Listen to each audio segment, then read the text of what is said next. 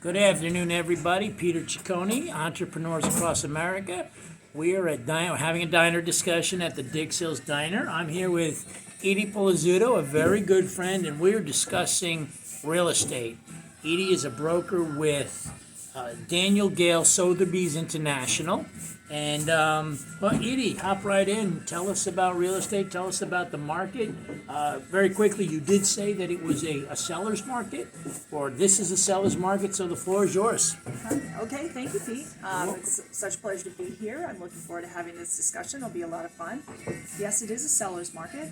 One of the ways you can tell that is by the amount of inventory that is available. In Suffolk County, we have a 1.5 month absorption rate. So I'll let you know what that means. It's just a fancy term to say if we didn't put any more houses on the market today, how long would it take in order to sell all the houses that are currently on the market? So no new houses come on the market.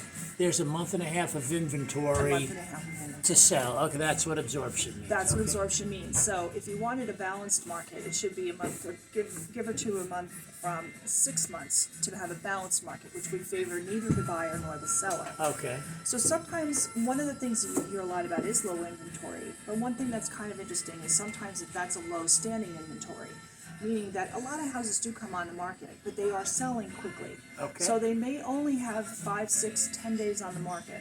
So those houses don't really stay, on MLS for any length of time. What makes a house sell quickly? What makes a house, is there a certain formula where when you see something, you're like, that's going to sell in a week, and then other times you're like, yeah, it's been around for 6 months.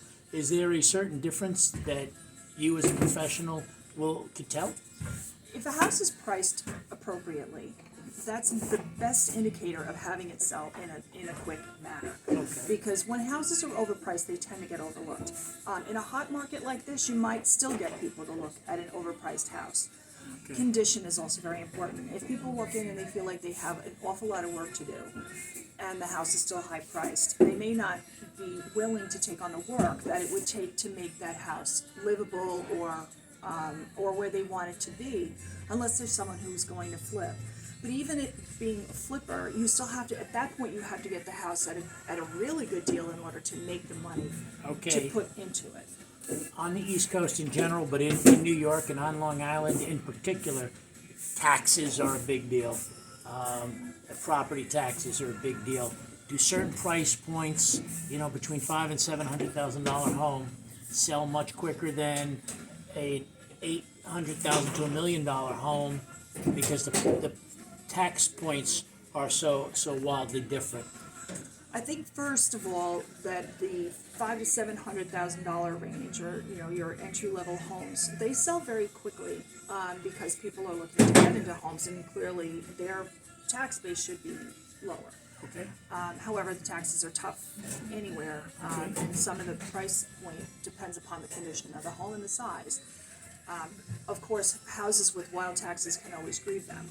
When you start getting up over a $1 million, $2 million home price point, some of those people are not necessarily, if they can afford these luxury high-end homes, taxes are not necessarily a very big concern to them. Okay. So you may not find that the taxes would be prohibitive for Okay. people purchasing in that market. I think you're going to find houses more in the $500,000, $600,000, $700,000 range, where the taxes are going to affect the buying power for families who, if a couple of $1,000s in the taxes one way or the other makes a big difference in the mortgage they can afford.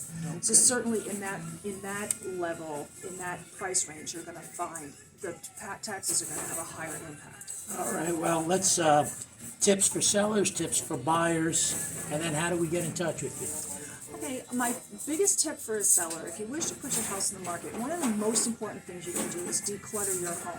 Everybody has all that stuff that they love around, but your home looks much larger if you don't have that stuff hanging around. Okay. So your little tchotchkes and little things that you have around, take them down.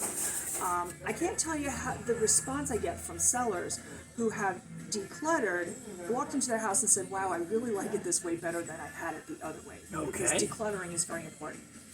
Depersonalizing is another thing. If you have an excessive number of pictures of yourself or your family and your friends, it's good also to take them down as well, because people want to be able to picture themselves in your home not you in their home. You want to make sure that they feel like they can start their vision of what it's like for them to live there. The third thing would be if you want to put some money into a house, the best thing you can do is paint. Paint. Neutral Okay. colors, get rid of those really crazy colors. Don't worry about the new bathroom. Don't worry Just about the new bathroom. Clean those guys as best you can, declutter those guys as best you can, and let that go. A good cleaning is very important, yes. tips for buyers. If you're a buyer and you're starting out, the best thing you can do is go get a pre-approval. Absolutely important, because that will tell you exactly what you can afford when you're purchasing a home, and that's really important.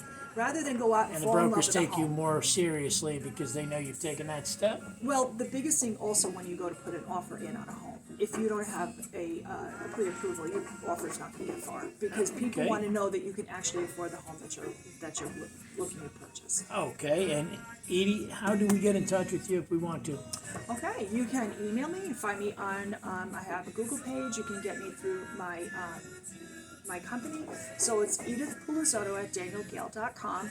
So it's EDITH, P as in Peter, ULIZZOTTO at danielgale, DANIELGALE.com. All right, thank you guys very much. That's this week with real estate, and you'll hear more from us. Take care. Bye bye.